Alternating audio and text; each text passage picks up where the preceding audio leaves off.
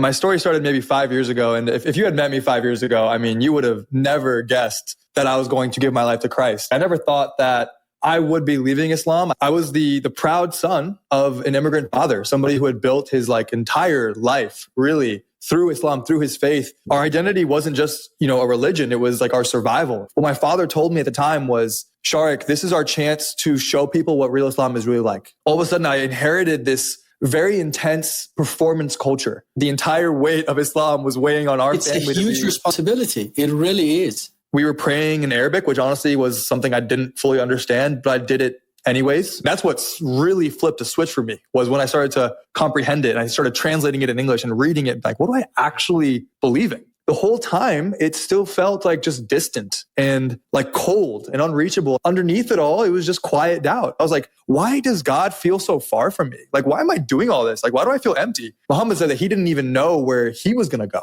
I get to college and I have so much pride in being Muslim that I start sport debating my Christian friends. And the truth was I was doing that because I didn't believe in my faith. And so I had to steal theirs away to feel good about myself. And there was one friendship that changed everything. He was my fraternity vice president. He took me to a burger shop and we would sit down and he did not flinch at any of my hard questions. We look each other in the eyes across that burger table and we go, if we can convince the other person of our faith, we will drop everything and follow that person's faith. Apologetics for me became an obsession. The more I studied, the more mine started to shake. The minimal facts argument is the thing that hit me the hardest, which is if Jesus did not rise, Christianity dies. But if he did rise, Islam isn't true. I wanted Islam to win, but there was nothing on my side that verified that. There was no evidence to support me at all with this. I tell my family, hey, I think we got it wrong. My family explodes. This leads to October 2022. I have this prayer, Dear Allah, I can't do this anymore. I don't want to live anymore.